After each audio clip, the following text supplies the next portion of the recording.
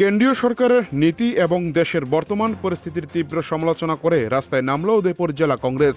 আজ উদয়পুর শহরে একটি বিশাল প্রতিবাদ মিছিলের আয়োজন করা হয়। মিছিলে নেতৃত্ব দেন স্থানীয় কংগ্রেস নেতৃবৃন্দ এবং বিপুল সংখ্যক দলীয় কর্মী সমর্থক। কংগ্রেস কর্মীদের হাতে থাকা মূল ব্যানারে স্লোগান দেওয়া হয়, মোদির 12 বছরের শাসনে দেশ পিছিয়ে 50 বছর। বিক্ষোভকারীদের পক্ষ থেকে দেশের বর্তমান সংকটের জন্য সরাসরি প্রধানমন্ত্রী ও তার সরকারকে দায়ী করা হয়েছে। এদিন জেলা কংগ্রেসের ভবন থেকে মিছিলটি শহরের বিভিন্ন পথ পরিক্রমা করে ভারী বৃষ্টির মধ্যে। পরে সংবাদ মাধ্যমের প্রশ্নের উত্তরে উদয়পুর জেলা কংগ্রেসের সভাপতি টিটন পাল বলেন, যেভাবে গত 10 দিনে পেট্রোল ও ডিজেলের মূল্য বৃদ্ধি করা হয়েছে, তাতে করে এই মূল্য বৃদ্ধির ফলে বাজারে দ্রব্যমূল্য বৃদ্ধি পাচ্ছে। সরকার কোনো ধরনের পদক্ষেপ নিচ্ছে না মূল্য বৃদ্ধি হ্রাস করতে।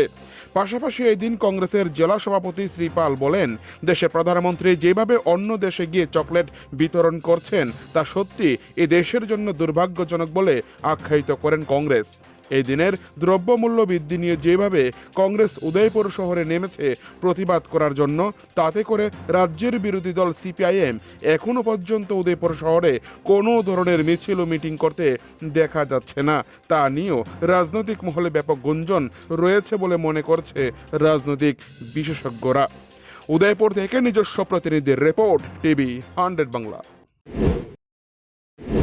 বিরোধী দলনেতা বারবার দেশের সরকারকে সেখানে অবগত করেছে। গত কিছুদিন আগে অন্য একটি দেশে গিয়েছেন এবং সেখানে চকলেট বিতরণ করা হলো অন্য একটি রাষ্ট্রের যিনি প্রধান আছেন। এই বিষয়টি কি বলবেন আপনি?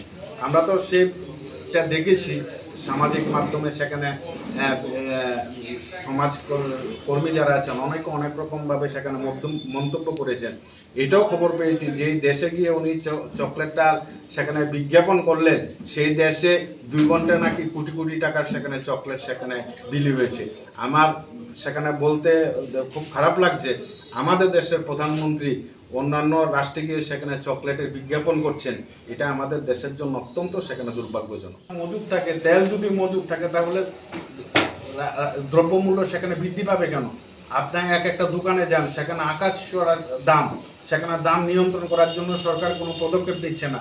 তাদের যদি মজুদ থাকে আর দাম যদি বেড়ে যায়, তাহলে সরকারের উচিত অবিলম্বে সেখানে দাম নিয়ন্ত্রণ করার জন্য পদক্ষেপ নেওয়ার কোনো রাস্তা নেই।